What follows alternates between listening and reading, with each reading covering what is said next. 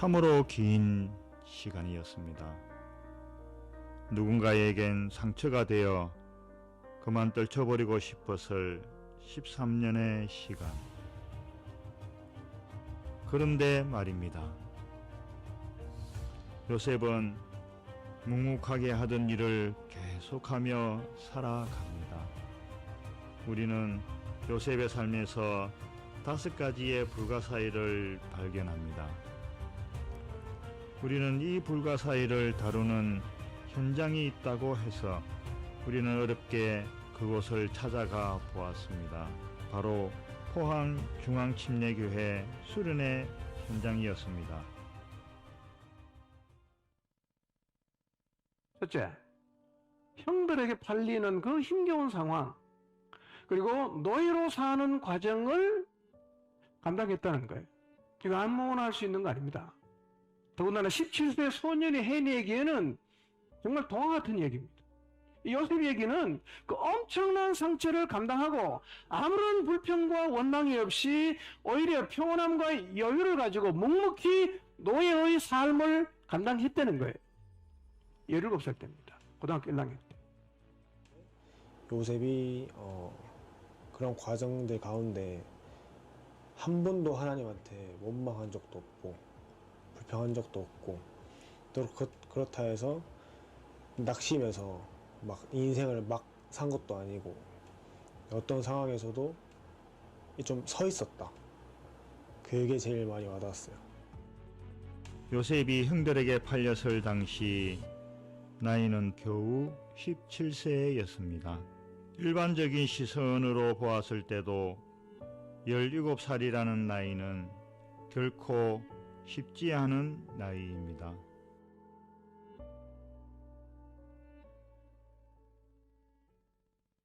두 번째 불가사의인 게 뭐냐?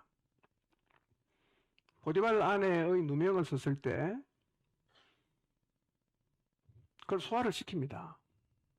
그리고 감옥에서 흔들림 없이 살았어요. 농땡이 치다가 이런 일을 당한 게 아니잖아요.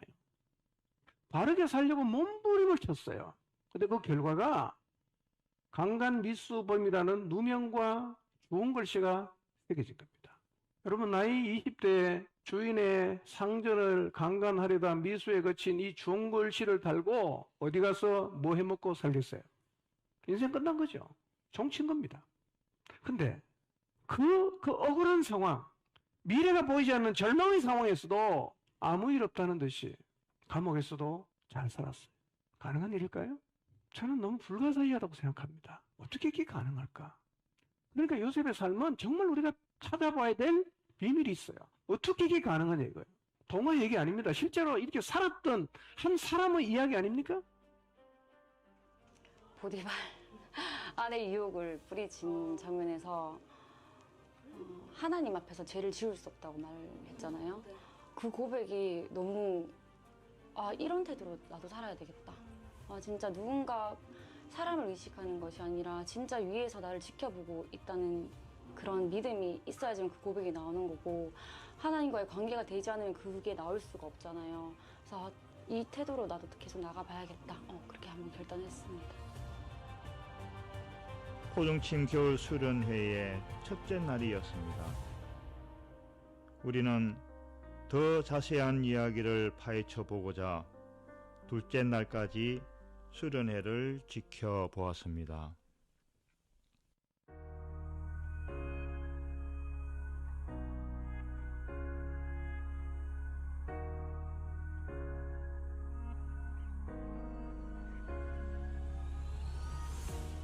세 번째 불가사의. 감옥에서 관원의 꿈을 해석하고 바로왕의 꿈을 해석했다는 거죠. 요셉의 전력을 보세요.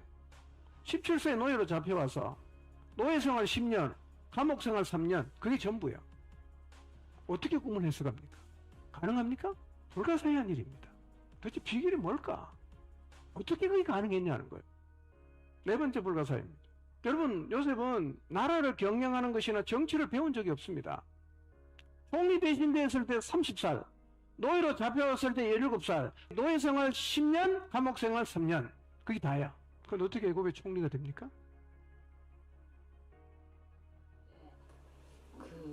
태도를 살펴보면 하나님을 그냥 기다리는 그 자세가 아니면 성실할 수가 없을 것 같은데, 성실함과 그 다음에 그 간수장들의 낯빛을 살필 줄 아는 그 마음이, 내가 억울하게 누명 써서 지금 감옥에 왔는데 다른 사람의 그 상황과 그걸 눈에 보인다는 그것 자체가 하나님으로부터 어떤 받은 그 어떤 마음이 없으면 그렇게 못 살 것 같은 거예요.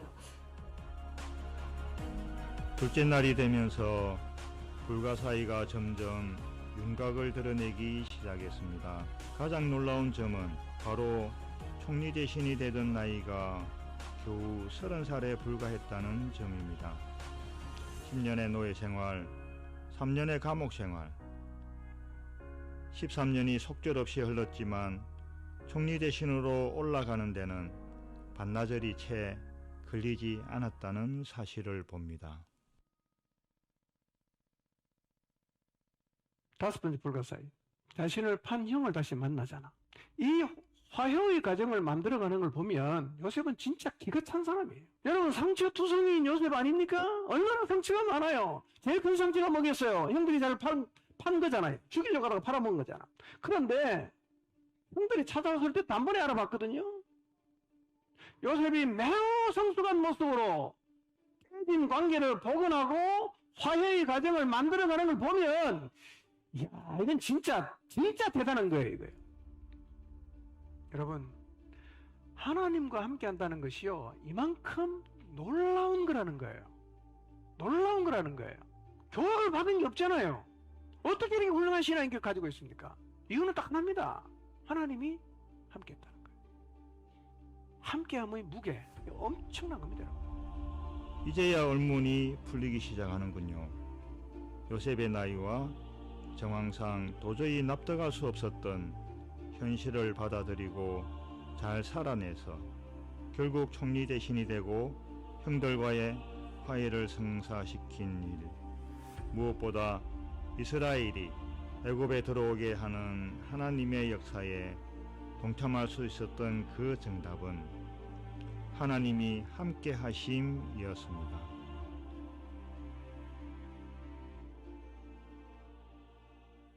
수련의 이번 말씀을 통해서 요셉이 하나님 안에서 그 삶을 해석했기 때문에 그렇게 살아낼 수가 있었잖아요. 듣고 저의 삶을 돌아보면서 그 과거의 그 모든 이끌어오신 것들이 하나님 안에서 해석한 시간이 된 것 같아요.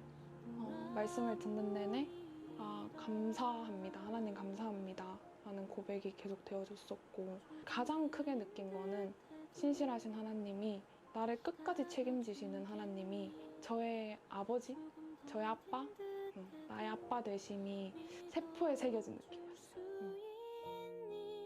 놀라운 요셉의 비밀들을 파헤칠 수 있었던 2024년 겨울 수련회. 그 현장에는 하나님의 마음도 볼 수 있었으며 많은 깨달음과 기쁨, 자유함이 공존하고 있었습니다. 지금도 진행 중인 요셉의 이야기는 들을수록 하나님의 함께 하심을 사모하게 되는 것 같습니다. 요셉의 이야기로 특별했던 이번 겨울, 포종팀 성도님들도 요셉과 같이 하나님과 동행하는 공동체가 되기를 간절히 소망합니다. 지금까지 나레이션을 맡은 정은권이었습니다. 감사합니다.